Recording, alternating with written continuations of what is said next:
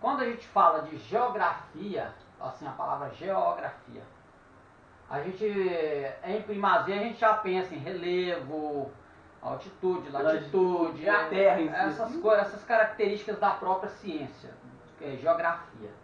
Só que acontece, a geografia é uma ciência que ela não estuda só essa parte natural, tá? A parte geológica natural. Ela não está presa somente a isso, principalmente o que ela vai abordar o lado, igual eu já coloquei aqui, né? Ela vai abordar o lado natural, que no caso o relevo, altitude, latitude. Ela vai abordar a geografia humana, ou seja, o comportamento da sociedade, como que a sociedade está influenciando naquela localidade, né?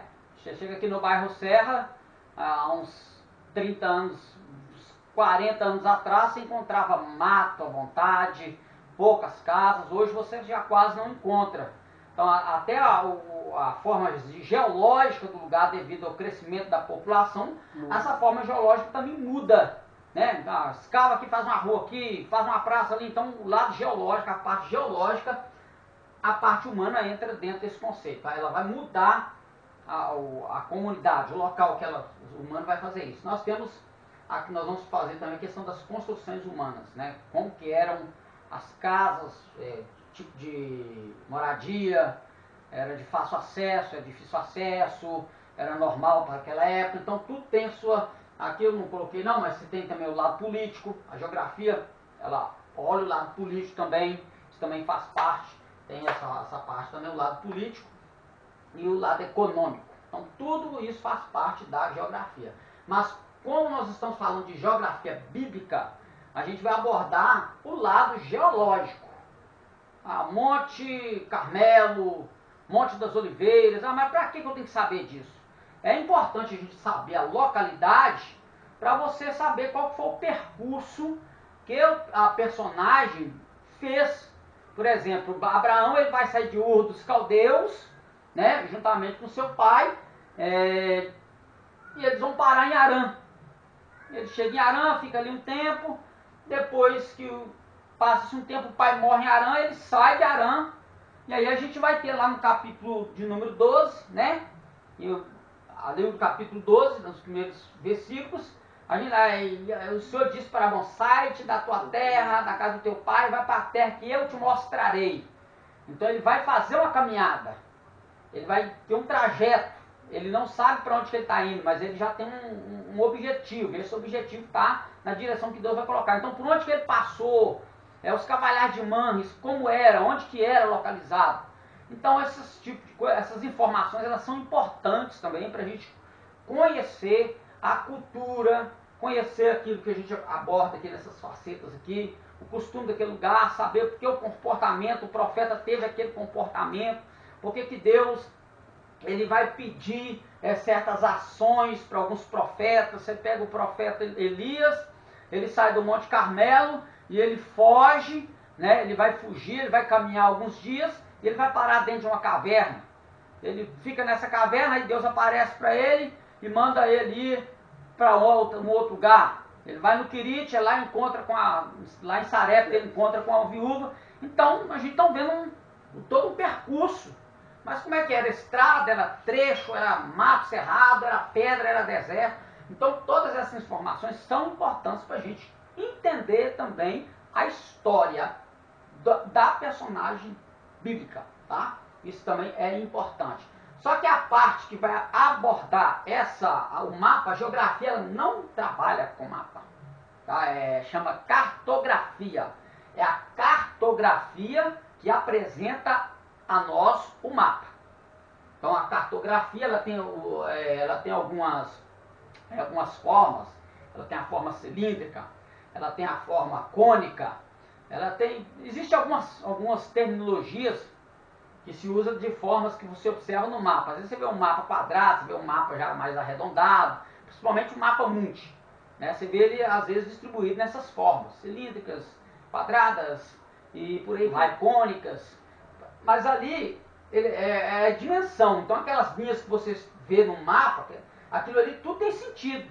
Aquilo ali é para você usar aqueles pontos de sequência, como você não tem aquela lá que se chama rosa dos ventos, norte, sul, leste, oeste. Então aquelas linhas que são traçadas nos mapas pela cartografia é para você se localizar.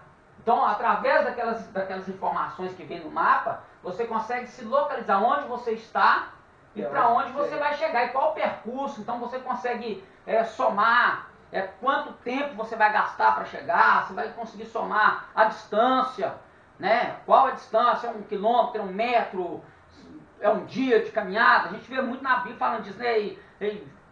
Aí ele andou um tiro de flecha. Como é que eu meço um tiro de flecha?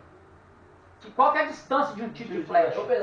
Né? Então, a Bíblia usa essas terminologias, a gente, na geografia bíblica, a gente, tomando esse lugar da cartografia que apresenta o mapa, a gente consegue, então, entender. Aí as medidas vão vir lá, côvado, palmo,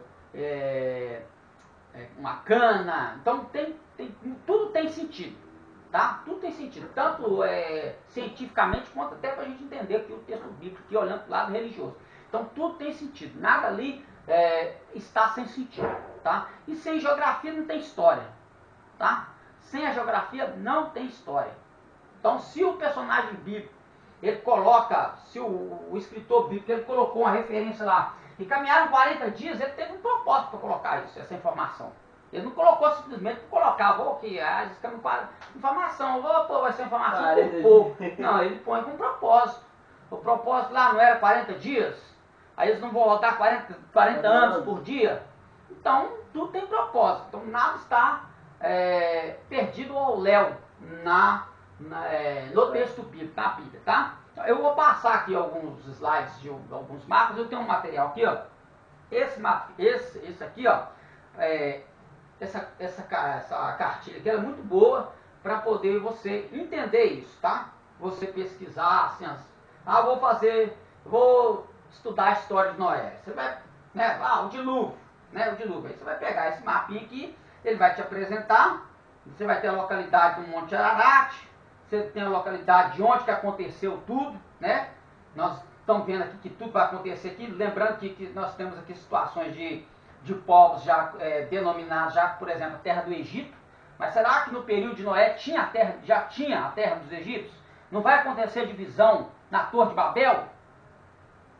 Então muita coisa a gente tem que entender, como é que surgiu, por que surgiu. Então a gente vai tendo todas essas informações através disso, né? Aí nós temos aqui uma foto do Monte Ararat.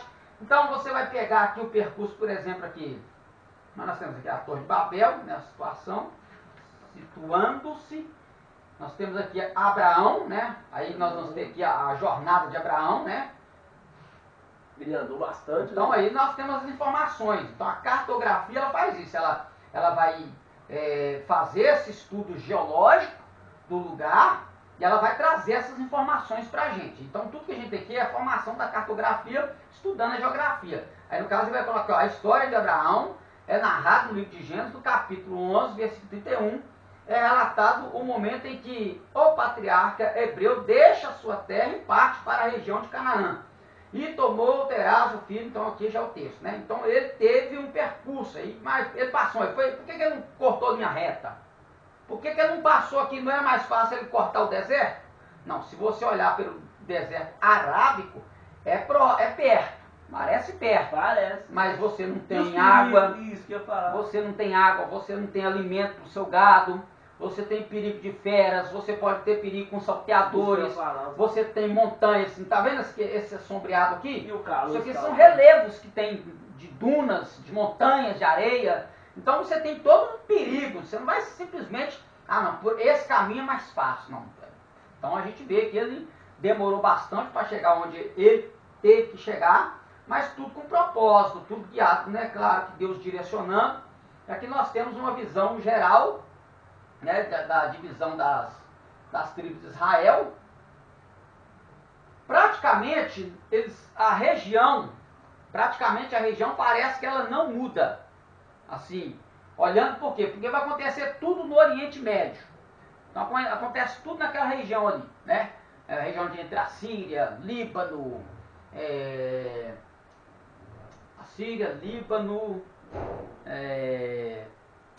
Éfeso, Alexandria, aquela região do Oriente Médio, tudo acontece no mesmo local. Só que você olhar no mapa é fácil. Não é perto, não é perto, canela para ver. Não é perto, tá? Não é só perto escaldante assim na cabeça. Aí a gente vai ver também as divisões dos reinos, né? Como aconteceu a divisão dos reinos, como que aconteceu essa divisão dos reinos. Então, os reinos, quanto cada vassalo que entrava numa história para conquistar, ele ampliava o seu território. Outros perdia parte do território. Então, a geografia ela mostra tudo isso para a gente. Isso é importantíssimo, a gente ter essa informação. Então, vou colocar aqui. Então, em primazia, a nossa apostila vai ter essas aqui para a gente abordar, tá? Eu vou passar um slide aqui, depois a gente vai passar os slides do que eu achei pertinente a gente tirar da apostila para a gente estar lendo aqui. Mas eu vou colocar um slide aqui. Deixa eu mudar aqui, peraí.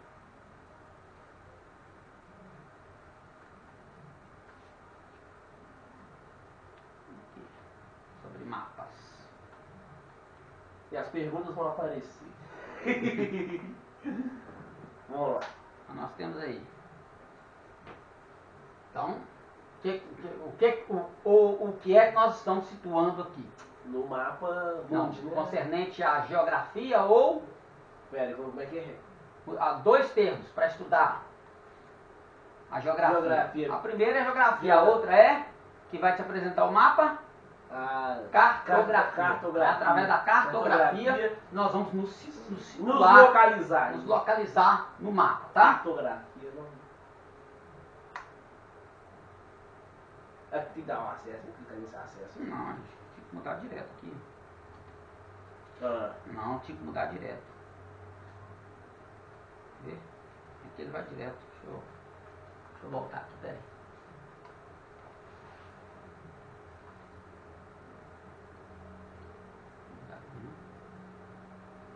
Mundo antigo. Então nós temos o Mar Negro.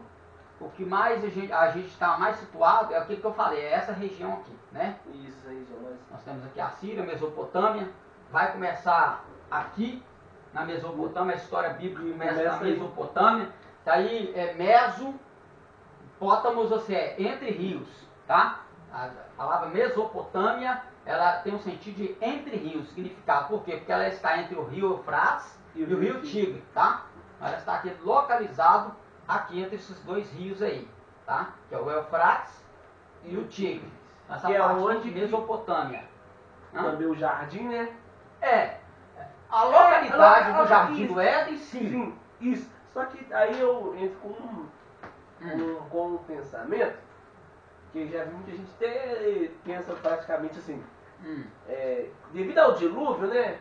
Que aconteceu, esses rios podem ter mudado, porque o dilúvio arrasou, destruiu tudo. Então esses rios podem ter sido encobertos e nascido em outros locais. Na verdade, não. Não? Você acha que não tem essa possibilidade? Não.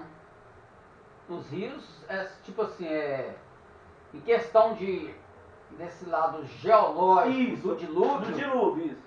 Houve um minguar das águas. As águas houve um minguar. Elas voltaram, tipo assim, um dilúvio, ele não... como é que eu posso dizer assim? Ele não consegue destruir uma fonte. Porque a fonte ela é subterrânea. Isso, ela vem do... O rio ela é de uma fonte subterrânea, um lençol freático. Isso. Tá? O dilúvio ele está sob, né? Então ele está acima desse lençol freático. Então a gente vai ter, às vezes devido ao passar do tempo, pode-se mudar o nome dos rios também. Então muitas, por exemplo, nós temos aqui Mesopotâmia. Só que essa parte da Mesopotâmia aqui, lá na frente, vai ser um local conhecido como Babilônia. Que hoje é o Iraque, né? Iraque. Aquela região do Iraque ali, né? Então, tá vendo? Então o nome muda, mas geologicamente, as características do tempo vai acontecer? Vai acontecer, vai haver mudança geológica, com certeza. Isso aí é inevitável. Mas em questão de localizar no mapa, norte, sul, extremo sul, centro-sul, não, em questão de posição geográfica, não vai mudar não, vai mudar o nome.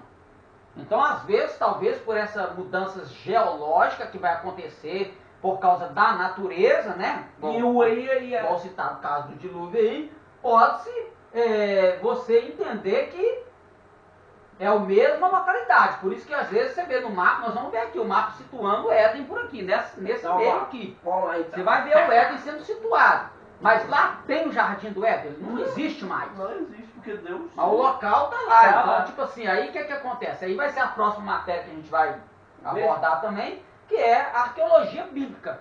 Então a arqueologia, ela vai trabalhar essa região geográfica para procurar vestígios das informações que nós temos na Bíblia.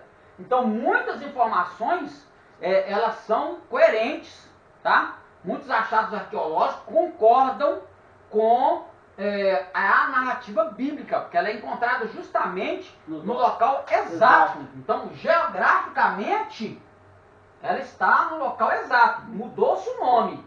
Houve a transformação geológica pela natureza, mas a informação que você trouxe ali de um horácio, de um ostraco, ou de uma tábua de argila, ou quem sabe talvez de um pedacinho de papiro, um material lá que tinha alguma inscrição que dava a entender que aquele personagem bíblico, ele passou por ali. Então o que os povos antigos faziam? Eles narravam os acontecimentos. Porque não tinha escrita também nessa época. Então eles praticamente, tudo para eles colocavam em registros. Eles registravam tudo. Mas eles registravam certas coisas não colocando o nome da pessoa. Por quê? Porque na cultura daquele pessoa que está escrevendo aquele relato, na cultura dele, ele vai colocar o que a cultura dele influencia. Então, por isso que você vê os sumérios, você vê a influência suméria no texto bíblico, ela é avassaladora. Você tem uma história de dilúvio nos sumérios. Só que lá você vê ele como um ato de deuses. Tá?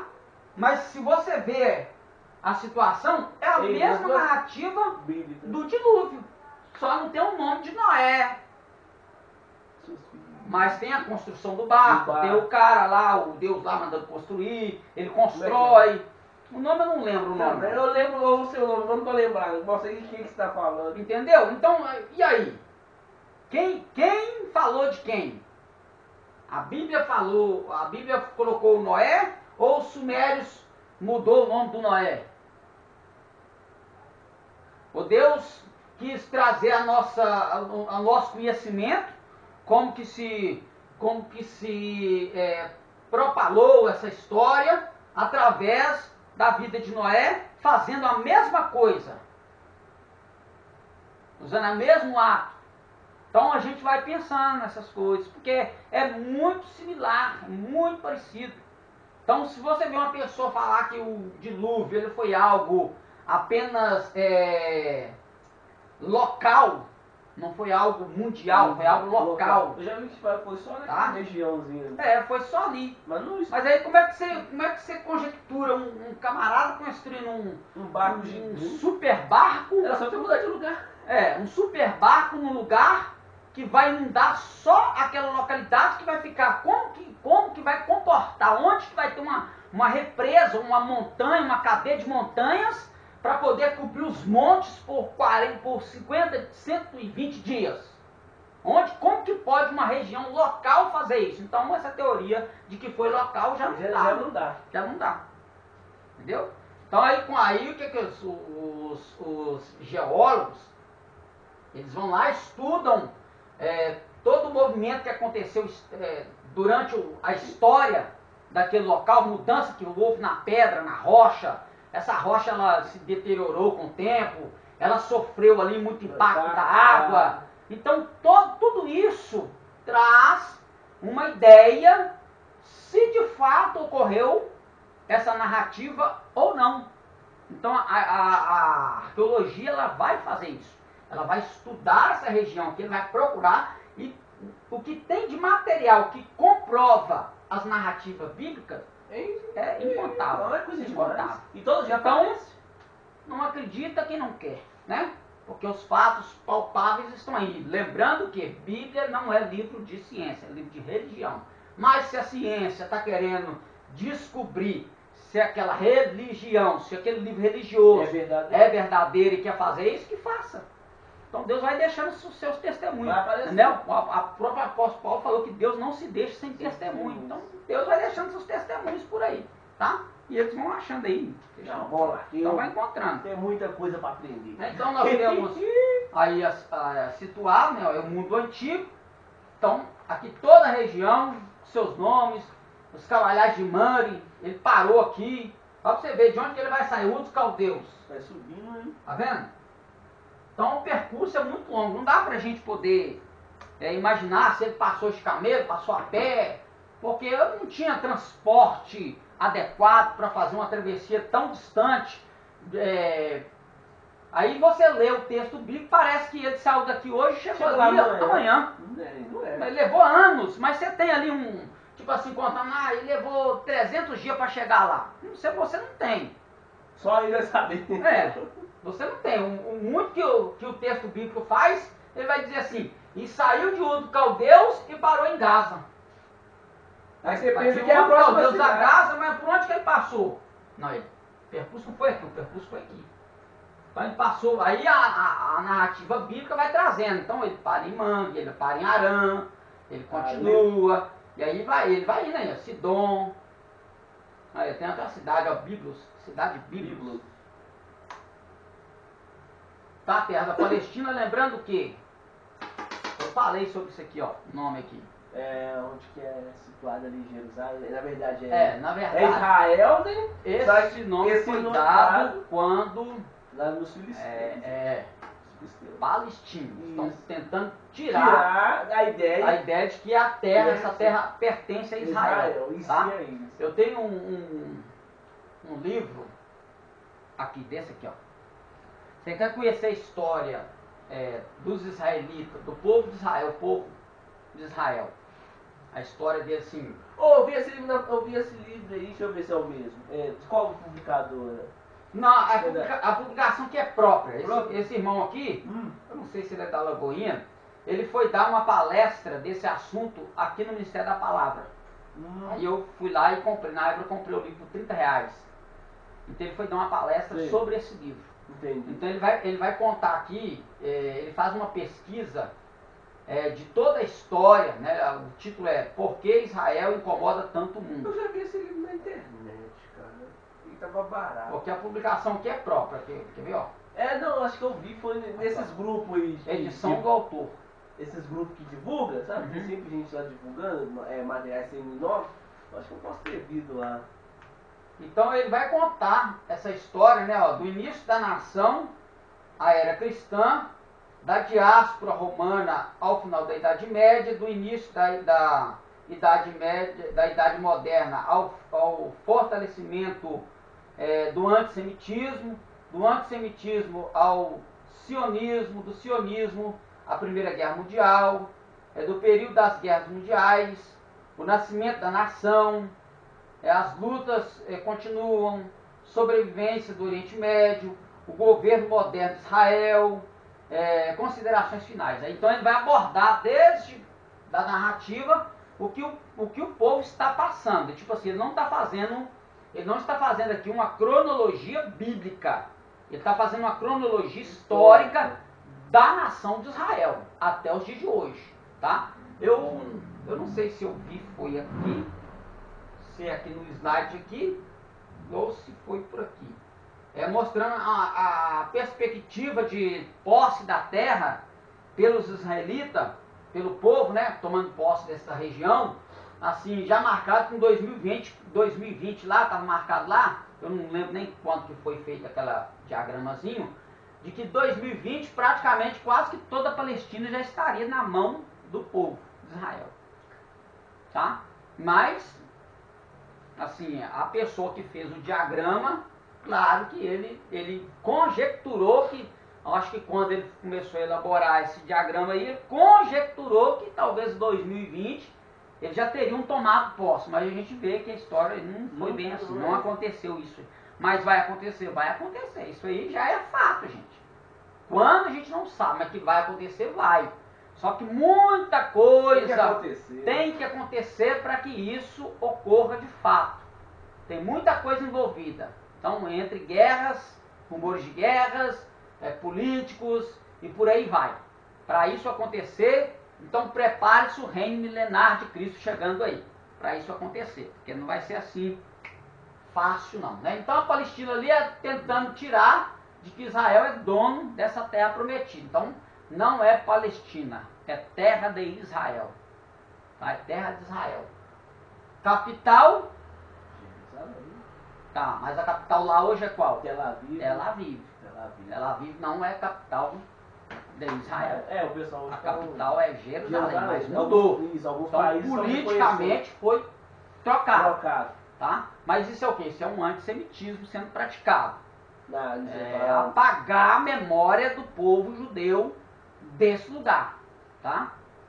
O intuito é esse. Mas eles continuam crendo que a terra é deles, lutando por isso, com arma, recebe bomba da bomba. Mas ele não é o povo de Deus, gente. A gente tem que entender o quê? Que Israel é uma nação. Você tem dentro de uma nação vários segmentos religiosos. Você tem judeu católico, você tem judeu ateu, você tem judeu espírita, você tem judeu budista, você tem de todo tipo de judeu aqui, ó, aqui. Não acho que você vai chegando lá no aeroporto de Israel, tá todo mundo vestido de preto, com bonezinhas, as mulheres tudo com burca, tampando a cara, mostrando. Não é assim. É igual aqui no Brasil. Tem os ortodoxos, você vai ver alguns ortodoxos lá, assim, com esse comportamento, mas a pessoa às vezes que está aqui, nunca foi lá, ou nunca viu na TV como é mesmo o povo lá, como é que anda a coisa lá, imagina assim. Aí eu vou chegar lá, já vou ter que... Eu vou levar minha burca, vou comprar uma burca, vou comprar uma roupa preta, porque lá é tudo ortodoxo. Não é assim. Então tem todo tipo de gente. E eu escutei tem um rabino que eu acompanho ele está falando que tem um local em Jerusalém que é o local pior do que Sodoma e Gomorra. Se você lê o livro falando de Sodoma, quando você vai no fundo que Sodoma era, eles fazem pior. E são judeus. São daí, dessa nação. Então a gente tem que tomar esse cuidado. Só que o antissemitismo é apagar tudo. É riscar esse povo como judeu da terra. Independentemente se ele confessa o credo judaico ou não. Tá? Dentro do judaísmo ou não. O crescente fértil. Então ela tem essa forma de uma lua crescente, por isso que ela toma esse nome. Tá? Então a cartografia marcou esse território como crescente fértil. Aí a gente vê a forma, porque é justamente a parte onde estão situados os povos. Você não está vendo as partes mais desérticas dentro do crescente fértil. Você vê, por que você vê? Porque são locais que dão condição de vida, né? Rios, nós temos o rio Tigre, Eufrates, o rio Nilo, os principais rios bíblicos nós temos é o rio Nilo e o rio Jordão. Cadê o Jordão? Golfo Pérsico. O Jordão é um afluente do... Tem uma bacia aqui, Tebas, está aqui a Tebas. Cadê o Jordão, hein? Babilônia, Jerusalém, Jordão tem que estar por aí, ó. O Jordão Jerusalém, cadê o Jordão? Detalhe nesses três. Você engoliu o Jordão, meu filho? Cadê o Jordão? Sumiu. Ele está por aqui, ó. Tá nessa região, nesses pedinhos de água. Damasco, Jerusalém. Cadê o Jordão? O cara não pôs o Jordão, não. Ou tá mais para baixo também, né? Vamos ver aqui, se vai aparecer com o Jordão aqui. Então, crescente fértil, nações modernas, tá? Modernas. Irã, Turquia, Chipre, Mar Mediterrâneo, Líbano, Israel, Jordânia, Arábia Saudita. Então, aqui é a localização geológica da cartografia moderna. Como você se situa hoje, né? Sítios arqueológicos do Oriente Próximo Antigo. Então aqui, ó, quando ele está falando de sítio arqueológico, é onde eles estão escavando para procurar evidências do texto bíblico, das informações bíblicas, tá? Aí nós temos aqui, ó, Nimrod, Nínive. Aí a gente vê lá o texto falando que a primeira cidade que Nimrod fundou foi a cidade de Nínive. né? Então nós temos aqui a informação. Então isso aqui é aqui, Oriente Próximo Antigo. Próximo Antigo, ou seja, é uma situação que eles, é uma localidade, eles estão procurando as informações bíblicas. Tá? Arã, Monte Ebal, aí nós temos, né, tem um texto que fala do Monte Ebal e o Monte Gerizim. É Deus fazendo uma parábola concernente ao povo dele, a situação que o povo está, né? É um material também muito importante, bom também para você utilizar, esse material aqui, ó, dicionário da Bíblia. Esse material dicionário da Bíblia, e você, o que você vai fazer com ele? Você vai procurar o nome, seja o que for, ou personagem, ou cidade, ou montanha, seja lá o que for. Ele vai te trazer uma informação, assim, bem concisa. Assim, o que tiver de informação a respeito daquilo que você está procurando nesse dicionário, você vai encontrar, né? Então eu procurei aqui o Monte Ebal, o que significa lugar. Aí ele vai dar aqui, ó, ele vai dar aqui a informação que vai ter, ó, montanha exatamente ao norte de Siquém, cruzamento no vale desde o Monte Gerizim, medido 930 metros de altura, acima do nível do mar. Moisés ordenou aos israelitas que construíssem um altar no Monte Ebal. O Pentateuco samaritano diz Monte Gerizim. Quando eles haviam cruzado o Jordão e que sacrificaram ali. Deuteronômio capítulo 27, verso 5. O cumprimento dessas ordenanças está descrito em Josué capítulo 8. Em 1982 foi escavado um monturo de pedras no Monte Ebal. Tal fato tem sido interpretado, aí, parênteses, de modo variado, fecha parênteses, como o altar de Josué, um altar israelita subsequente, ou uma estrutura não cultica, possivelmente uma torre de vigília. Aí ele vai trazer a bibliografia da informação. Tá vendo? Então a gente lê lá, Monte Ebal, Monte Gerizim. Mas o que eu preciso saber disso? Então a gente já tem uma informação aqui dessa localidade, o que foi que aconteceu ali. Então o fato do personagem bíblico ser inspirado a narrar o lugar é para trazer informação, não é simplesmente falar seu nome, por falar. Falou seu nome, ele tem 1,70 m de altura, cabelo preto, olho preto, mora na serra, entendeu? A intenção dele é trazer informação, a gente é que precisa ir atrás disso, saber disso, né? Por exemplo, quando aquela mulher lá, eu ainda não pesquisei sobre isso não, ela sai, aquela mulher que recebe lá um filho, né? E aí o filho dela passa mal, dando dor de cabeça, o menino morre, ela monta no jumento e vai atrás de Eliseu. Então ela sai lá de Sunem e vai até onde é que estava situado Eliseu. Ela sai de Sunem e vai até onde que Eliseu estava, gente? Onde que Eliseu estava? Eu não sei, não. Eu esqueci que onde ele estava.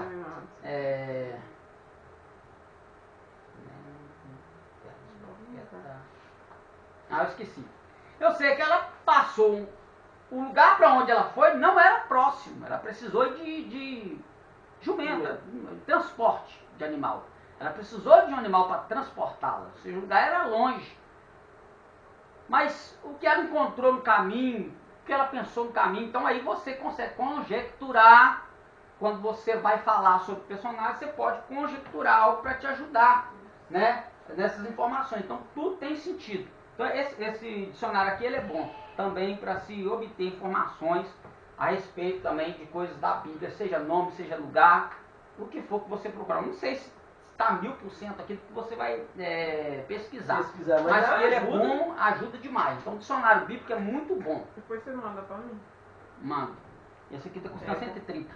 Olha isso. Nossa, eu acho tão barato. Bom. Vou mandar o link para você hoje. Compra 2. Será que eu vou ganhar desconto? Ah. Eu vou mandar o seu link. Mas ele é bom, viu? Muito importante, tá? Você vai gostar, assim, vai te ajudar demais. Da tá? Ragnos, né? Vai te ajudar demais. Da Ragnos. Então é árvore genealógica dos descendentes de Noé. Aí nós temos 100, aí vai trazer todos os patriarcas de Noé, os filhos, até nós chegarmos aos patriarcas que é Abraão, Isaac e Jacó. Então vai trazer tudo essa... Então o povo semita, por que semita? É o povo judeu, né? Por que semita? Aqui. De 100. Descendente de 100, tá? Então, quando falou que é semita, Descendente. só que você tem que lembrar uma coisa. Aqui, quando você está falando de semita, você não pode colocar na mente somente o povo que descende de Abraão, de Noé. Não. Então tem outros povos que também são oriundos, mas eles também são semitas, tá? E às vezes, presta atenção numa coisa também. A influência cultural religiosa vai depender de cada um, tá? Não quer dizer que Sem ele creu no Deus do seu pai, que isso perpassou para todos os demais aqui não, tá? Você vai ver que os edomitas, né, e os moabitas, eles se tornaram inimigos de Israel. Mas eles são parentes. Olha aqui, ó. Os edomitas vieram de Saul e os moabitas vieram de Ló. Tudo parente.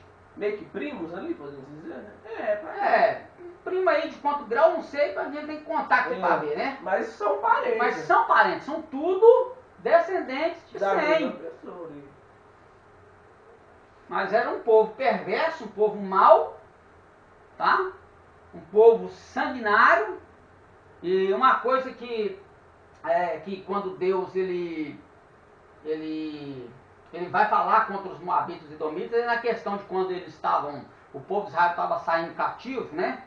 Sendo levado cativo, eles zombaram. E uma das coisas que eles fizeram foi não deixar o povo passar, quando estava saindo, passar pelas suas terras, pelas suas montanhas, pelo seu deserto, para poder tornar o caminho mais fácil, mais curto, isso aí, obrigado, tornar mais curto o caminho, eles não deixaram. Então, só que acontece, eles falaram, não, a gente vai pagar o que a gente comer, o que a gente beber, a gente vai pagar. Então, aos olhos de Deus, isso é um grande pecado, você negar a comida para um viajante, tá? Então, quando Abraão para nos cavalhais de Manre, a tradição judaica diz que a tenda que Abraão armou era uma tenda ampla, que a tenda dele, ele armou a tenda no meio do caminho dos viajantes. A pessoa, quando vinha de um lugar, ele não passava atrás, do lado da tenda de Abraão, passava dentro dela. E era costume, todo mundo que passava dentro da tenda de Abraão comia e bebia. Aí você vê isso no texto, quando aqueles 3 varões estão vindo, eles estão indo para Sodoma e Gomorra, e aí Abraão chama eles para dentro para poder comer. Oferece pão, água, um alimento, entendeu? Porque a cultura era essa. Então Deus havia ordenado isso. Então quando a pessoa não faz isso, ela não se compadece, e um dos grandes pecados que Sodoma e Gomorra foi destruído não era simplesmente por causa da depravação, não. O ato de não socorrer o necessitado era pior do que toda a depravação que eles praticavam lá, aos olhos de Deus. Um dos foi esse, tá? Não amparar o necessitado. Então, por isso que Ló, quando ele vê eles, leva para sua casa. Entendeu? Convida eles para sua casa. Porque Ló aprendeu isso com quem? Ele aprendeu isso com Abraão. Então isso aí aquilo entra dentro da questão da tzedakah, que eu já expliquei aqui, que é o ato de justiça. É você praticar um ato de bondade para com o seu próximo, você ser justo. Você não é justo sendo uma pessoa que não comete erros. Você é justo quando você ajuda o necessitado, você ajuda o seu irmão a crescer. Entendeu? É assim que é feito, essa tzedakah é olhada dessa forma. Então, quando a gente vê... Não vou falar disso aqui agora não, que isso aí vai dar pra pegar. Vamos falar aqui. Quando você vê o texto bíblico falar de dízimo, não é na visão que nós temos. Já te imagino. Tá? Não é na visão que nós temos. É na visão de socorrer o necessitado. Tá? Então, o seu dízimo ele é praticado quando você está dando ele num ato de ajudar o necessitado. Mas Mas como é que fica então trazer todo o dízimo à casa do tesouro? Isso aí a gente vai explicar outro dia. Então faz conta. Ele é bíblico. Ah, mas não tem dízimo no Novo Testamento. Tem, velho. Uma coisa, o dízimo relaciona, dinheiro relaciona também. Tá? Se você ler Deuteronômio, lá vai dizer que lá está dizendo assim, quando você for celebrar, entregar o seu dízimo e o caminho te for cumprido, você tem que vende o que você está levando, porque ele levava em propriedade, ou seja, de farinha ou de animal, mas como o caminho era distante, ele poderia perder o produto da terra, estragar, e ele poderia, talvez, o animal que ele está levando como oferta, como dízimo, morrer. O que ele faz? Ele vende ele aqui, pega o dinheiro e leva. Tá? E leva. Quando ele chegar lá, ele vai cumprir o voto do dízimo dele. Aí dá aquele valor. Só que o que acontece? O dízimo, quando a gente coloca dízimo, a gente vem de maaser. A palavra maaser quer dizer o décimo de um todo. Maaser, o dízimo, no bíblico. É isso, no hebraico. Maaser é o dízimo. Só que esse maaser, ele, biblicamente, assim, dentro da cultura, como dízimo, ele só passa a ter um valor de dízimo a partir do momento que você quitou todas as suas dívidas. Você tem conta de luz, conta de água, remédio, comida para comprar. Depois que você compra tudo que você não tem necessidade, aí do que sobra que você tira o dízimo. É assim que o dízimo funciona. Peguei um mentiroso hoje, então. Depois começa. O que não ouviu um mentiroso comentando um negócio? Ao contrário do que o senhor falou. Na cultura judaica, o dízimo Não, é assim. ele vem com esse papo assim. Eu tava desafiando. Calma aí que eu vou explicar. Vou eu explicar. entendi seu pensamento, entendi. Vou explicar. Aí você supriu a sua necessidade, aí você vai tirar o dízimo. Foi nesse ponto. Aí você tirou o dízimo, beleza, tranquilo. Só que acontece, o dízimo, ele é um ato, que eu disse aqui? Sedacá, de justiça. Mas se você congrega, você tem que entregar, não é dizimar é matar. Pá. Você tem que entregar o seu dízimo onde você congrega. Onde você congrega, tá? Porque o que acontecia? Depois você lê lá Hebreus, que vai dizer que o filho de Levi, ainda no nome de seus pais, tirou o dízimo. Como é que era isso? Porque quando o sacerdote recebia o dízimo, o sacerdote, os levitas não receberam herança de terra. A sua herança sou eu, Senhor. Eu sou a sua herança. Vocês não vão ter terra. Aí o que Deus fez? Como eles não iam ter lugar para plantar, não ia ter animal, eles iam morrer de fome, Deus disse, não, vocês vão pegar o dízimo de todo o povo, aí o povo vai trazer o dízimo, aí vocês vão pegar esse dízimo, vão comer este dízimo. Só que o que acontece? Quando o sacerdote pegava aquele dízimo, ele tinha que tirar o dízimo do dízimo. É aí que você suprir a sua necessidade e dar o que sobrou. Ah, entendi. Entendeu? Aí é o dízimo do dízimo. Então ele tinha que, do dízimo que ele pegou, ele tirava o dízimo. Ele comeu ao Senhor. E tirou. Entendi. Entendeu? Aí ele ofereceu ao Senhor, exatamente. Aí sim. Só que qual que é a mentalidade? Por que Deus fez isso? Por causa da avareza do ser humano. O ser humano, ele tem por tendência a ser avarento. Às vezes a pessoa não é avarento às vezes de querer ficar rico. Ele é avarento de ser mão de vaca. O cara que é mão de vaca, ele é avarento. Ele é, porque ele não ajuda ninguém. Tipo assim, se você prospera, pra que eu vou devolver dízimo para você que é um líder religioso, colocando nessa verdade, um líder religioso, só porque você está prosperando. Mas a minha tzedakah não é ver o que você tem, é ver o que eu tenho para te dar. Não é o que você vai receber de mim, é o que eu vou te dar. Não é o que você recebeu dela, você está recebendo do que eu estou te dando. Se ela deu para você, problema. Eu tenho que cumprir essa minha justiça, de lhe ajudar. Lembra lá quando Paulo vai dizer assim, que a gente deve suprir a necessidade, aquele que instrui na palavra seja honrado por duplicada honra. Quando Paulo está falando de duplicada honra, ele está falando disso, de sustentar aquele que leva a palavra. Que leva a palavra. Que leva a palavra. Mas aí você sustenta ele com o quê? Com Oferta. oferta e dízimo. Obrigado. Só que onde que está a verdade do dízimo? O dízimo ele não é obrigatório, ele é um mandamento. Ele não é obrigatório. Ah, se eu não entregar o dízimo, devorador. Mentira. Mentira, mentira. Não tem devorador. Por causa de vós repreendeis o devorador para que não consuma o quê? Aí fala, a sua... Fruto da terra. Fruto da terra. O que estava acontecendo? O sacerdote estava recebendo dízimo, mas não voltava. Ele não pegava para dar para o necessitado. O que ele pegava era só para ele. Aí o que acontece? Aí por isso que Deus vai usar o termo roubará o homem a Deus. A palavra ali é... Deixa eu ver se eu vou lembrar. Eu esqueci o nome da palavra em hebraico, depois eu vou olhar lá, eu esqueci o nome. Mas o sentido da palavra é tomar por assalto, é arrancar na mão com violência. Ou seja, quando Deus falou assim, roubará o homem a Deus, ele estava falando do sacerdócio, que estava roubando, tomando à força aquilo que era de Deus.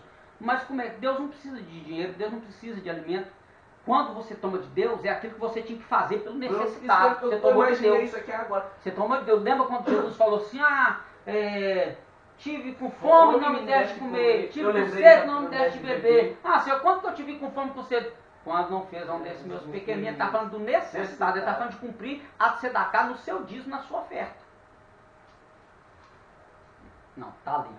Aqui não. É porque eu hoje estava lá em casa, passando aqui ali. Aí caiu desse negócio, aí por aqui que eu falei do cara lá falando desses grandão que pede a grana e tal, ele tava falando.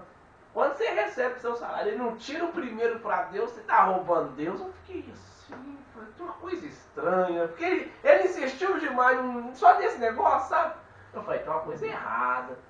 Agora eu entendi, tô entendendo. Entendeu? Uhum. Então é isso. Mas o dízimo do dízimo. Deixa eu acabar de explicar, senão vocês vão achar que vocês não têm que devolver dinheiro. Não, tem que devolver sim, porque a obra tem que se manter ali. Mas eu achava que primeiro tirava o dízimo, porque depois a pagar as contas não vai sobrar. A gente aprendeu assim. Porque se todo mundo na igreja fazer isso, não der os 10%, isso aí já é contado. Isso aí já é, eu já conto. Se eu tenho 10 pessoas aqui trabalhando com salário mínimo, eu tenho R$1.100. Eu já tenho R$1.100. Então se eu te falo que você tem que pagar suas contas primeiro, e você vai me dar, você vai tirar o dia daquilo que sobrar, complicou. Eu não vou ter talvez nem R$500 para pagar as contas da igreja ou para me sustentar. Entendeu? Então por isso que fala isso, tira primeiro de Deus. Então ele já está agindo com ato de avareza, ele está pensando nele, ele não está pensando no próximo. Mas aqui, pastor Valdir, não seria tipo como a oferta da viúva, que o Senhor fala que o povo dá aquele que sobra e a viúva... Não, você está entendendo, né? Entendi da oferta da viúva. Não é tipo dízimo, não? Porque aí você vai tirar, Não, vai aquilo pagar é suas oferta, contas. lá não está escrito dízimo, aquilo Não, é oferta. Não, eu tô querendo, tipo... Não, entendi. Mas se você olhar o texto, vai dizer que eles davam do que sobravam. Eles estavam ofertando por orgulho e vaidade. É para mostrar que eles tinham condição de dar muito. Eu tenho condição de dar muito, mas eles não davam assim com humildade. Você pode ter condição de dar muito e fazer isso com humildade, dando R$1.000 de dízimo, mas com humildade. A viúva não. Ela deu pouco com humildade, por isso que ela deu mais. Por isso que Jesus frisou, ela deu todo o seu sustento. Aquilo que ela tinha na mão era um dia de trabalho. Ela era uma diarista. Então o que ela pegou, o que os outros levaram é aquilo que eles vieram juntando. Curando. Sobrando, sobrou disso eu levo, sobrou disso, sobrou. Sobrou de onde? De onde que sobrou? Era do que eles não estavam devolvendo. Foi juntando. Acumulou na vez. Ela não, ela do salário do dia, da diária dela, ela levou tudo. Mas ela levou com humildade. É aí que está a diferença. Então não é que ela deu tudo que ela tinha, porque ela, tipo assim, eu vou dar tudo que ele vai me dar tudo. Não, ele vai dar o que eu... Não, isso não é bíblico. Você dá tudo que Deus vai suprir. Isso é mentira, isso é falácia, isso é roubo, isso é engano. Não existe isso na Bíblia. Tá? Agora, se você sentir sem ninguém te induzir a isso, você fala assim, não, hoje eu vou dar. Eu senti de dar, hoje é tudo. Dê. Igual eu senti no coração de ajudar o cara. Que dê. Entendeu? Então, se você compra um remédio para alguém e não devolve o seu dízimo, para Deus você deu o seu dízimo. Porque você ajudou necessitado. Ele não tinha condição nenhuma. Eu senti no pastor não vai falar isso para você. Eu ia perguntar agora. Ele não vai falar isso. Ele não vai te ensinar isso. Não, eu senti no coração. Ele vai te ensinar que o devorador tá lá. Mas espera aí, então na igreja todo mundo é infiel. Mas aí o pastor já tá contando com o seu dinheiro, aí você pegou e fez essa, né? E aí? Aí, fica? vem cá. Aí agora que eu vou explicar. Foi bom você perguntar, porque eu tinha esquecido dessa parte. Só que, o que acontece? Nós não temos, em questão de manter a obra biblicamente, só dízimo. A gente tem oferta. Uhum. E a oferta ela é maior do que o dízimo. Por quê? Porque a oferta é o que você sente de dar. Não é aquilo que você está contado para dar. Não está ali 10% de oferta. Não. A oferta é o que você sente. Não. Tem gente que às vezes ele dá mais de oferta do que de dízimo. Isso é verdade. Vamos supor se você vai no culto 5 vezes no mês. Vamos colocar assim. Você tem culto terça e domingo. Vamos pôr 2 dias. Vai dar 2, 4, 6, 8. 8. E cada dia de culto que você vai, você leva R$30. 3 vezes 8, 24.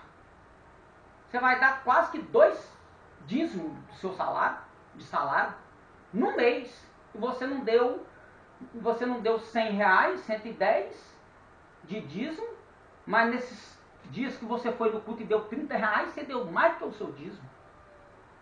E não saiu com a sua consciência pesada. E também Deus não ficou triste com você, porque você está cumprindo a tzedakah. Você cumpriu. Você deu muito mais do que os 10%. O Maásia diz que você tem que dar. Entendeu? É aí que mora a coisa. Por isso que Paulo vai falar que Deus ama ao que dá com alegria. Quando ele fala isso, é disso que ele está falando.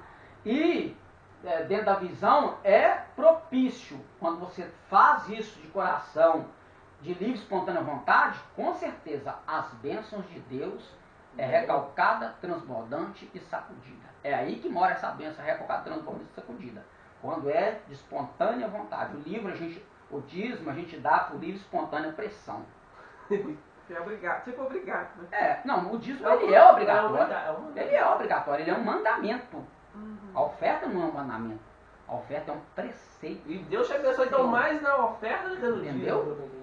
Então, só que o pastor quer ver seu nome lá, ó, no livrinho.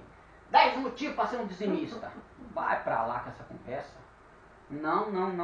Então nós temos que falar que, né, claro que Jó foi pecador. Então Jó ele foi miserável. Deus deu testemunho da fidelidade. O cara perde tudo, fica leproso, perde mulher, perde filho, perde tudo. Uai, por que o devorador entrou? Entendeu? Então o negócio de devorador, lá não é devorador, não é demônio não, gente. Lá são pragas, insetos, que vinha e comia as lavouras do povo. Lê o livro de Joel. Lá não está escrito que foi o diabo que mandou lá assim, eu enviei o meu grande exército, a ruga, o pulgão e a lagarta. São pragas que Deus enviou, eu enviei. Então não estão chamando Deus de diabo. Estão chamando, o diabo entrou, o devorador, Satanás entrou. Está devorando? Não. Então está chamando Deus disso. Porque ele falou, eu enviei o meu grande exército. Por quê? Porque o povo estava avarento. O povo estava preocupado só com, a nossa casa. E não preocupou com a casa de Deus. Aí eles falaram, assim nós vamos colher. Aí era a época da colheita, o devorador veio, né, a lagarto, o gafanhoto veio, comeu tudo, não sobrou nada. Até o broto, veio um bichinho, comeu até o broto.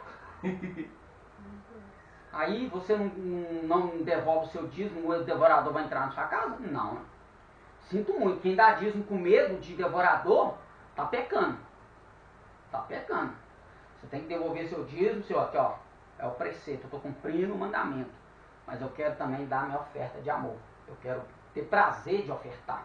É melhor você ter prazer de ofertar do que você ter pesar em dizimar. Entendeu? Uhum. É isso. Aí se alguém vai ensinar para você ir, não vai. Entendeu? Então não vai te ensinar isso. Uma coisa eu entendo, pelo amor. Mas é aí que a gente tem que entender, frisar isso, gente. A obra de Deus, ela só anda com dinheiro. Isso é fato. Hoje qualquer coisa. Ela só anda com dinheiro. Tá? Então, precisa pagar o mestre não paga luz. imposto por quê? Mas Jesus precisava pagar imposto. Não, ele precisava pagar, todo mundo pagava. Mas por que Jesus não tirou então um pé de farinha, de flor de farinha, toma aqui? Não, é dinheiro, Pedro. Você vai lá, lança na rede, primeiro peixe que vem, você abre a boca, pega o estátua, ou a moeda, que era uma moeda de prata, pega aquela moeda lá e paga a sua e paga a minha, que você também está devendo. Então o próprio Jesus fez uma de tzedakah. Pedro, ó, porque Pedro era pescador, gente. Ele deixou de ser pescador para ser seguidor de Jesus.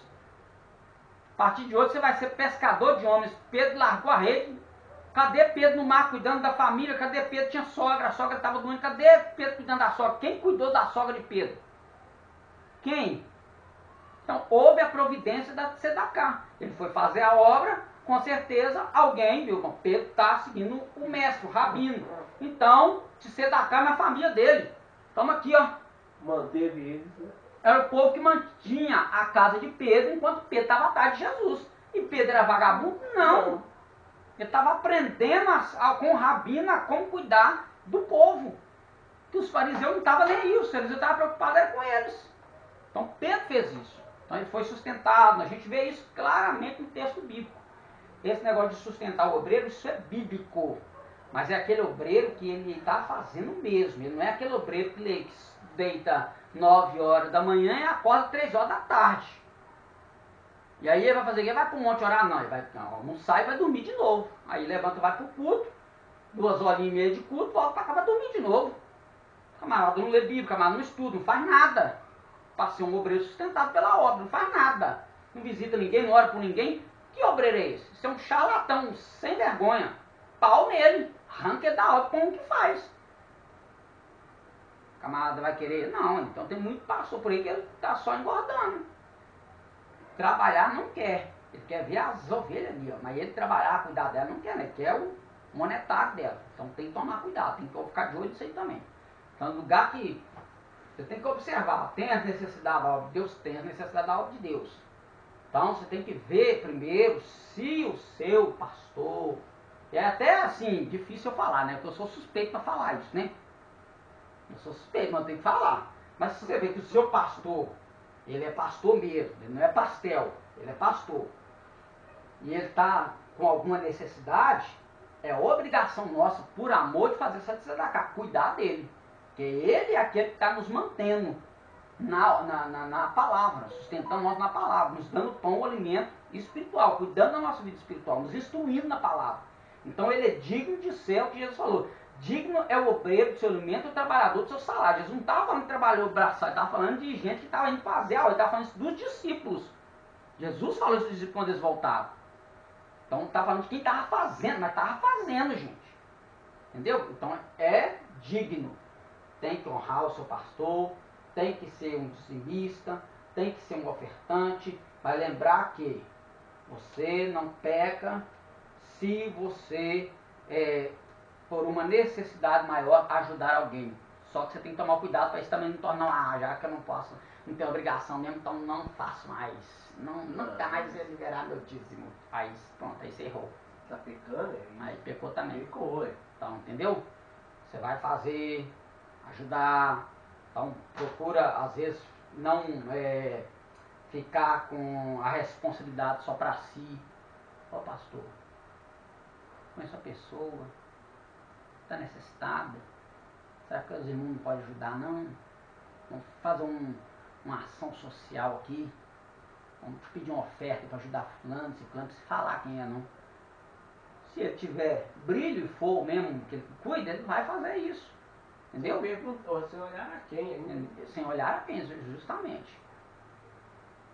Você não vai olhar aqui, mas hoje em dia você tem que dar uma pesquisada. Tem isso. Lógico. Tem muita Eu gente falei, que, não sei se mas a gente conhece. Quando a pessoa, a gente conhece. Quando a gente quer ajudar, a gente é pessoa que a gente conhece. Isso. Você não simplesmente viu o cara ali na esquina contando as horas.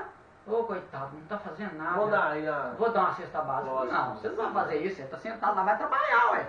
Agora você vê a pessoa virando, às vezes, com dificuldade, está com vergonha, você vê pedindo, às vezes tentando pedir. Tem gente que dá sinal que está passando necessidade. Ele não fala, não, mas ele dá sinal. Você entende que a pessoa está passando necessidade, vai lá, vou tomar um café no sua casa, vai lá de bobeira, toma um café, seja um abelhudo, eu não sei, não consigo fazer isso não, não consigo reparar nada, seja um abelhudo, repara, você não tá feio. Chega lá com a cesta básica pra pessoa, oi irmão, vim aqui orar com você, eu senti de te abençoar, pronto, toma aí, dá a benção lá, Deus vai te honrar do mesmo jeito. Se a igreja não fizer, faça você. Mas quando você fizer, se puder colocar a igreja junto, para fazer junto, coloca também, isso é bom também. A igreja tem que aprender isso. Não é só levar lá, não. Levar. Ah, gente, culto da primícia. Primeiro, primícia não é para ninguém. Primícia é para o sacerdote. Lê a Bíblia direito. Primícia não é para juntar alimento para levar para ninguém. Na Bíblia, a primícia é do sacerdote. Quem come a primícia na Bíblia é o sacerdote. Aí o que a igreja tem que fazer? Ação social. De sedacar. Juntar e levar para alguém. Isso não é culto de primícia. Outro erro da igreja hoje em dia é isso. Não entender as coisas da Bíblia. Pode ler depois lá. Lê lá. Você vai ver lá. Primícia, quem comia as primícias era o sacerdote. É dele. Agora se ele vai dar, se ele não vai dar, problema é dele. Mas é dele. Mas se tem alguém, a gente não apoia. Não, eu entendi agora. Entendeu? Mais uma pergunta? Não vou nem começar o vídeo mais não. Então, onde que a gente estava mesmo? Falando ali, ó, do Moab e Esaú, que eles são parentes e eles... Então era isso, foi aí que refletiu essa demanda toda aí. Então era isso, eles não deram água nem pão para o povo de Deus passar. Isso aí aos olhos de Deus cheirou como o pecado de Sodoma e Gomorra, de não ajudar o necessitado, e o povo estava necessitado disso. Aí Deus pegou e mandou eles fizeram a volta, aí depois o pau vai quebrar também pro lado deles. É isso que eu ia falar ali. O pau vai quebrar, por mais que eles eram parentes, né? Então a extensão máxima do Império Egípcio, aí agora a gente já vai ver as dominações, tá? Dos impérios que vão surgir, tá? O assírio, o grego, o mesopotâmio, o arábico, e por aí vai, né? Os otomanos. Então o Egito, nós estamos vendo o Egito situado aqui, né? Ele vai tomar conta de toda essa região. E é onde que o povo, né, de Deus vai surgir. Entra Jacó com seus filhos, aí surge uma grande nação, certo? Só que aí depois o que acontece? O povo cresce, a gente vai ver a história de José, tá? Vem a história de José, José se torna governador, todo o povo de Egito presta conta para José. Aí José bate as botinas. Ele vai conversar com Deus cara a cara, né? E fica lá, resolve ficar lá. E aí, o texto depois vai dizer que surgiu um outro faraó que não conhecia José. E começou a colocar cargo pesado sobre o povo. E disse assim, olha, pode ser que alguma nação se levante contra nós e esse povo se una com eles. Então vamos fazer o seguinte, a partir de agora, todo menino que nascer, joga no Rio Nilo. Aí as parteiras, a gente conhece a história, né? Mas como é que um faraó surge não conhecendo a história de José? Houve um tempo ali, que não está na Bíblia, mas ele aconteceu. Os Ixos do extremo norte, eu não sei se vai ter o nome dele, deixa eu ver. Os hititas, não? Não, Ixos. Eu não sei se eles faziam parte dos hititas, mas era Ixos. Eu acho que eles faziam parte desse ponto. Eles vão sair do extremo norte e eles vão descer no Egito, quando José já havia falecido, eles descem no Egito e eles dominam o Egito. Eles passam só que esses Ixos, eles eram também, eles gostavam muito de pecuária, de cuidar de ovelha. Você já viu lá no texto bíblico que diz assim que os egípcios odiavam os pastores? Isso. Por causa disso. Porque os Ixos, quando chegou na terra de Gósen, viu que os hebreus cuidavam, ficou assim com os hebreus. Aprendeu com eles. Ficou assim com os hebreus, porque era a mesma atividade. Então os egípcios passaram a odiar os hebreus por causa dos Ixos. Só que aí houve uma revolta contra o império dos Ixos no Egito, e os egípcios conseguem escorraçar os Ixos de lá. Quando escorraçou, o faraó que vai tomar posse do trono, Ele aqui, a memória de Jesus já apagou. Eles estão lembrando de Ixo. Então esse faraó não conhecia a história de José por causa dos Ixos. Ah, nós já pensou se os Ixos voltam aqui de novo? E esse povo ficar aí comendo e bebendo de novo? Vamos começar a matar todo mundo. É por isso que ele mandou matar. É por isso que ele não conhecia José. Está na Bíblia? Não, mas é história. Isso está na história. Então esse intervalo aí, então quando o texto, é aquilo que eu falei, quando o texto dá uma informação, tem um porquê que ele deu essa informação. Então a gente tem que ficar curioso e procurar. Ah, por que ele não conhecia? Ué, mas foi governador do Egito, todo mundo prestava conta para ele, ele era o segundo, se o faraó morresse, quem sabe ele seria até o próximo faraó. Quem sabe agora vem falar, porque o Egito era não conhecia? A potência mundial na época, né? Aqui eles estavam começando a tomar controle de todas as terras, né? Então tanto de gente que prestava conta pra ele, era impossível você não conhecer o homem. É a mesma coisa de chegar, independente de chegar a surgir que o Donald Trump, você não conhece o cara. Exatamente. O cara foi presidente dos Estados Mas Unidos. devido a essa